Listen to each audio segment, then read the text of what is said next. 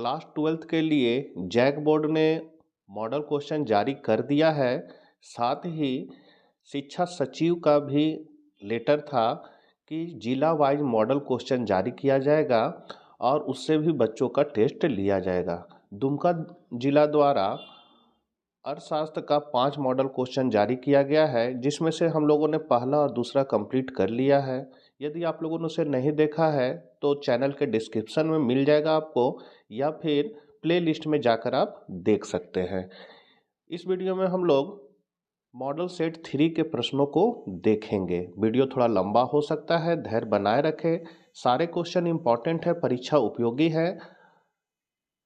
और ये इकोनॉमिक्स जो है वो आर्ट्स साइंस कॉमर्स सभी बच्चों के लिए है। चैनल पर पहली बार है तो सब्सक्राइब कर ले। तो पहला क्वेश्चन है आपका, उत्पादन संभावना वक्र का ढाल गिरता है तो बाएं से दाएं गिरता है।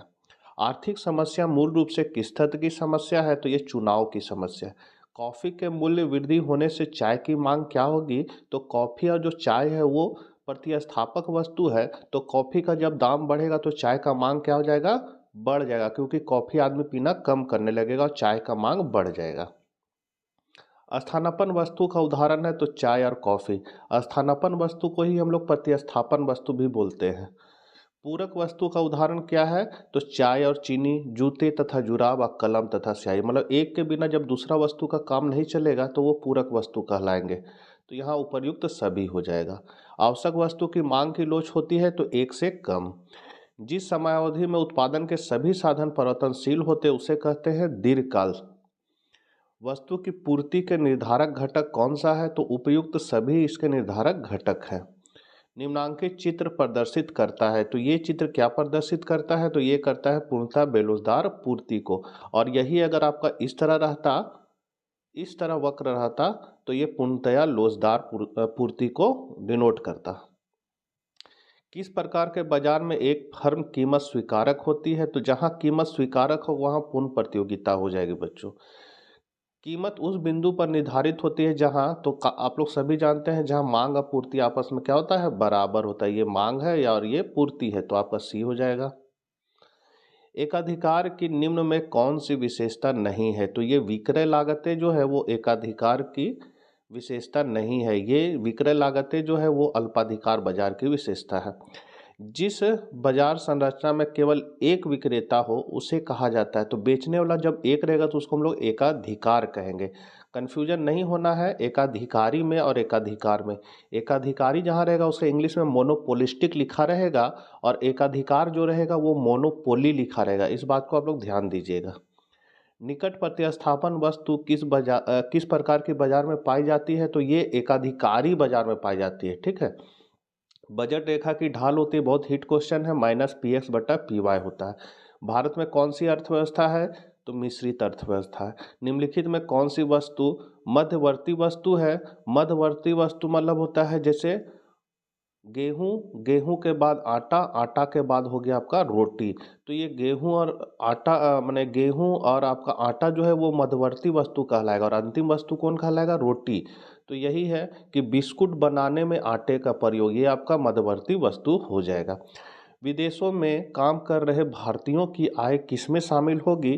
तो ये आपका शामिल होगा विदेशों से प्राप्त साधन आय में। मुद्रा, व्यापक मुद्रा की माप है, तो व्यापक मुद्रा की माप M3 को कहते हैं बच्चों। इसको आप लोग बढ़िया से याद कर लीजिएगा, M3 व्यापक मुद्रा की माप है।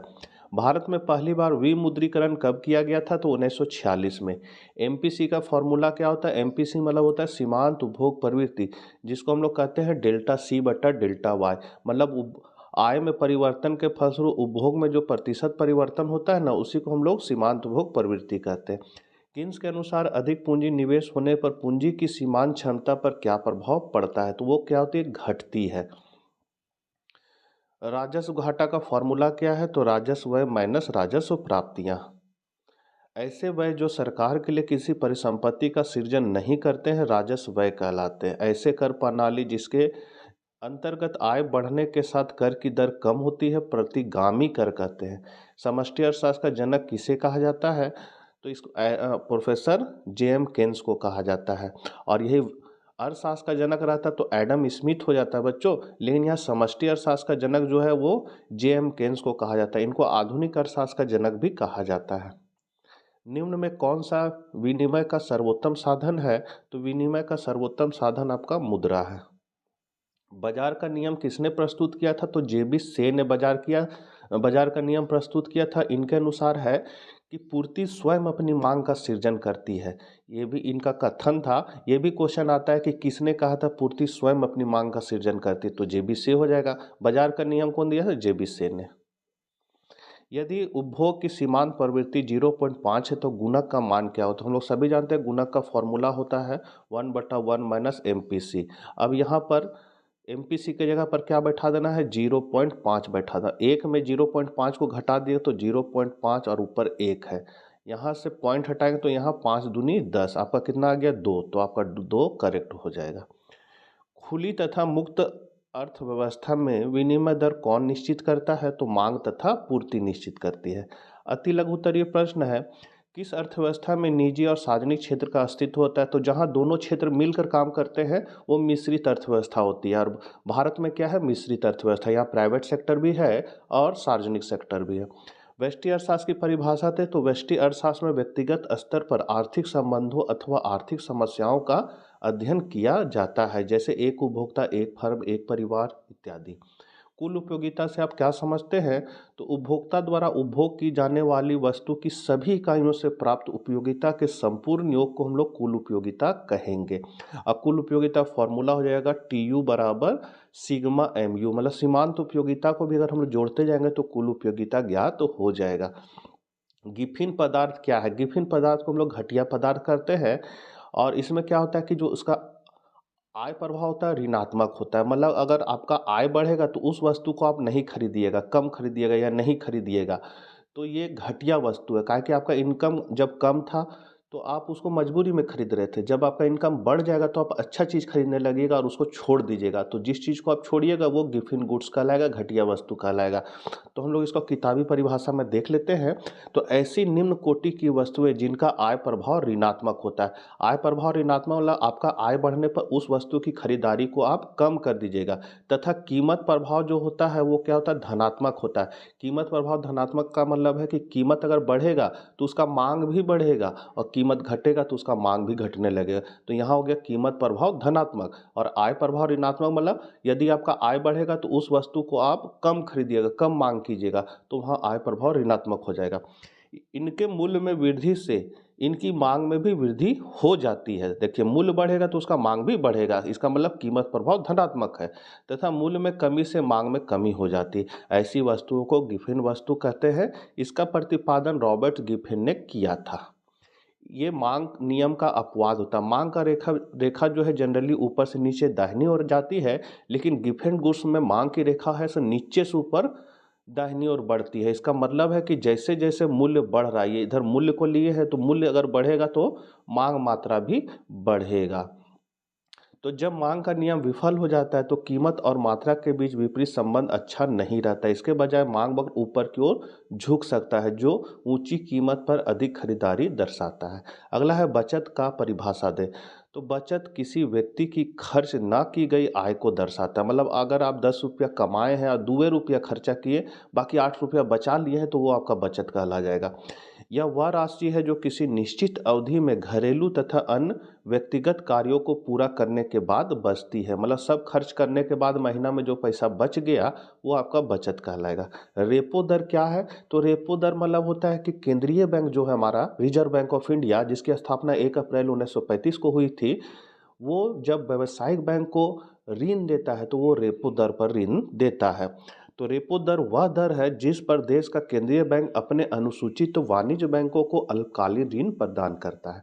गुणक का सूत्र लिखे। देखिए यहाँ गुणक का सूत्र स्पेशली पूछ रहा है, ठीक है। तो गुणक क्या है पहले हम लोग इसको देखेंगे। गुणक विनियोग में हुए परिवर्तन के फलस्वरूप आय में होने वाले परिवर्तन का अनुपात है। ये गुणक का फॉर्मूला पहला हुआ। गुणक बराबर क्या होगा? विनियोग में परिवर्तन के फलस्वरूप, ऊपर लिखा हुआ आय में परिवर्तन, बीच में है बट्टा, मतलब के अनुपात को गुणक कहेंगे। कैसे पढ़ेंगे? तो विनियोग में परिवर्तन के फलस्वरूप आय में परिवर्तन के अनुपात को गुणक कहेंगे। इसी फॉर्मूला को पहला, अब इसका गुणक का 3 फॉर्मूला हम लोग मानेंगे। पहला फॉर्मूला है डेल्टा वाई बराबर के डेल्टा आई। फिर इसको हम लोग यहाँ पर के का मान निकालेंगे तो निकल जाएगा डेल्टा वाई बटा डेल्टा आई। यही चीज़ को ये इस तरह हम लोग लिख सकते हैं, मतलब डेल्टा मतलब हो गया परिवर्तन, तो बोलेंगे, और आय हो गया आपका विनियोग, तो विनियोग में परिवर्तन के फलस्वरूप आय में परिवर्तन के अनुपात को हम लोग गुणक कहेंगे। के आपका हो गया गुणक, ये पहला फॉर्मूला हो गया। दूसरा फॉर्मूला होगा गुणक का, के बराबर 1/1 माइनस MPC, और तीसरा फॉर्मूला गुणक का हो गया के बराबर 1/MPS। तीनों फॉर्मूला गुणक का है। अगला है प्रगतिशील कर क्या है। तो प्रगतिशील कर वह कर है जिसकी दर आय अथवा संपत्ति में वृद्धि के साथ बढ़ती जाती है।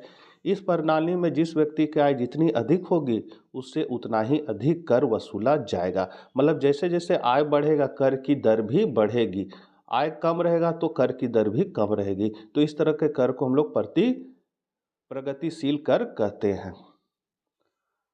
अगला है मांग फलन क्या है। तो मांग फलन किसी बाजार में एक निश्चित समय में किसी वस्तु की खरीदी जा सकने वाली विभिन्न मात्राओं और उन मात्राओं को निर्धारित करने वाले तत्वों के बीच के संबंध को स्पष्ट करता है। मांग फलन क्या है, तो मांग जिन जिन कारकों पर निर्भर करती है, जैसे मांग किस पे निर्भर करेगी, तो आय पर निर्भर करेगी, कीमत पर निर्भर करेगी, तो ये सब जो है वो मांग फलन को बताएगा। मांग किसे कहते हैं या मांग का नियम क्या है, तो इस तरह अगर क्वेश्चन रहेगा तो हम लोग मांग का नियम अगर पूछता है तो लिखेंगे कि मूल्य बढ़ता है तो मांग घटता है, और मूल्य घटता है तो मांग बढ़ता है, इसको हम लोग मांग का नियम कहेंगे।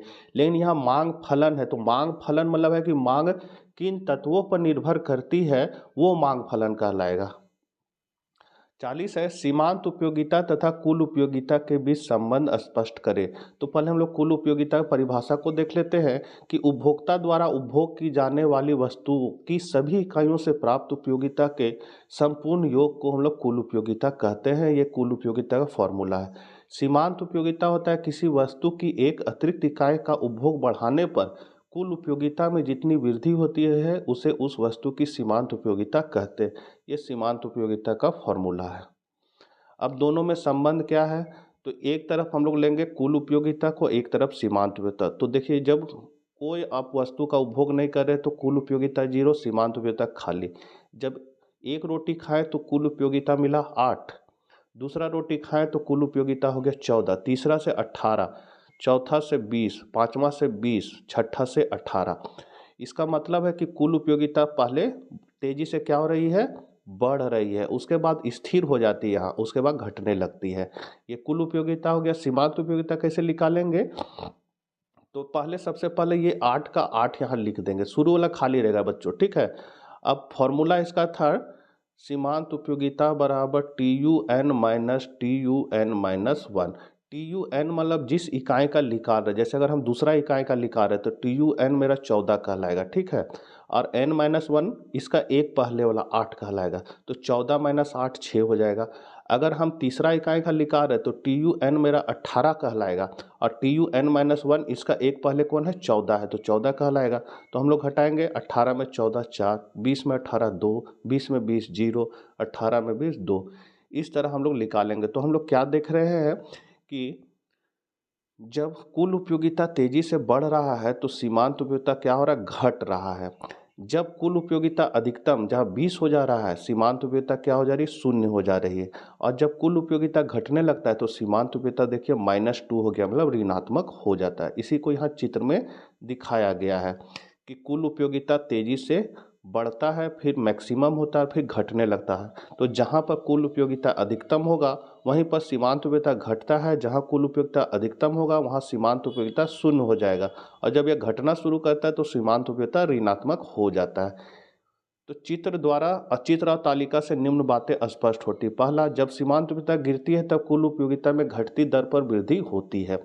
जब सीमांत उपयोगिता 0 होती है तो कुल उपयोगिता अधिकतम होती है। ये ऑब्जेक्टिव में बहुत बारी क्वेश्चन आया है कि कुल उपयोगिता अधिकतम होती है तो सीमांत उपयोगिता क्या होता है, तो 0 होती है, इसको याद रखिएगा। जब सीमांत उपयोगिता ऋणात्मक होती है तब कुल उपयोगिता गिरना शुरू हो जाती है। बच्चों वीडियो 14 मिनट का हो गया, लंबा हो रहा है। 41 से आगे के प्रश्नों को हम लोग नेक्स्ट वीडियो में देखेंगे।